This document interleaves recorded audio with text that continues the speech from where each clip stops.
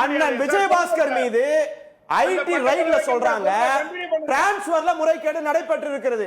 Envelope எடுத்திருக்காங்க. அந்த என்வலப்ல இங்க இருந்து இங்க டிரான்ஸ்ஃபர் ஆயிருக்காரு. அதுக்கு வாங்கின அமௌண்ட்னு குறிப்பிட்டு அந்த டிரான்ஸ்ஃபர் என்வலப்ல குறிப்பிட்டு இவ்வளவு அமௌண்ட்னு டோட்டலா அவருக்கு மேல 20 crores அதுல வந்து முறைகேடு நடைபெற்று இருக்கிறாங்க சொல்லுகிறார். இருங்கண்ணா அண்ணா, நீங்க பேசுறப்போ அரை மணி நேரம் ஆச்சு. அரை மணி நேரத்துக்கு பிறகு எனக்கு நேரம் கொடுத்திருக்காரு. நான் பேசி முடிச்சிடறேன். நீங்க பேசலாம். நான் வந்து எதுவுமே நான் உங்களை வந்து தலையிட மாட்டேனே. சிஏஜி ரிப்போர்ட் சொல்லுது, நான் சொல்லல. சிஏஜி ரிப்போர்ட் சொல்லுது டெண்டர் ஊழல் நடைபெற்று இருக்கிறது, லேப்டாப் ஊழல் நடைபெற்று இருக்கிறது, வீடு கட்டும் திட்டத்திலே ஊழல் நடைபெற்று இருக்கிறது என்று சிஏஜி ரிப்போர்ட் சொல்லுது.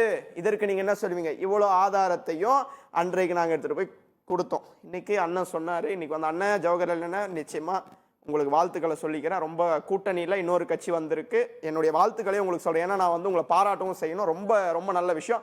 கூட்டணியில சேர்ந்த அன்புமணி ராமதாஸ் சொல்லுகிறார் 2017 அன்றைக்கு ஆளுநராக இருந்த அதே பன்வாரிலால் புரோஹித்திடம் சென்று 24 charges of corruption against ADMK government சொன்னது இன்றைக்கு கூட்டணியிலே வந்திருக்கிற அன்புமணி ராமதாஸ் அவர்கள்.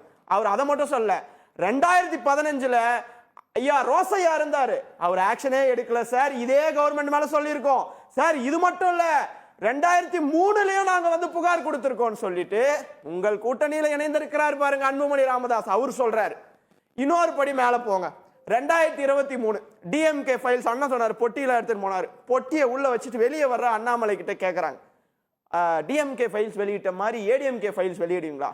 நிச்சயமாக நான் வெளியிடுவேன் சொன்னது உங்கள் கூட்டணியில் இருக்கிற அண்ணாமலை அவர்கள். இவர் யார் யாரோ அதாவது யூடியூப்ல பேசுறவங்க பேரெல்லாம் சொல்லிட்டு இவர்கள் திமுகவை பத்தி இப்படி சொன்னாங்களே அப்படின்னு சொல்றாரு. உங்கள் கட்சியில இருந்த அண்ணன் பொன்னையன் சொல்லுகிறார், அதிமுக எடப்பாடி வந்து எம்எல்ஏக்களை கொள்ளையடிக்க விட்டார் சொன்னது உங்க கட்சியில இருந்த அண்ணன் பொன்னையன் அவர்கள். இதற்கு உங்ககிட்ட பதில் இருக்கா? உங்க கட்சியில இருக்கிறவங்க தான் சொல்றாங்க சார், நாங்க ஒண்ணும் சொல்ல கிடையாது. அதே மாதிரி ஜேசிடி பிரபாகர் சொல்றாரு, இப்ப தாவேகா போயிட்டார், அவர் ஏடிஎம்கேல முன்னாள் சட்டமன்ற உறுப்பினர்.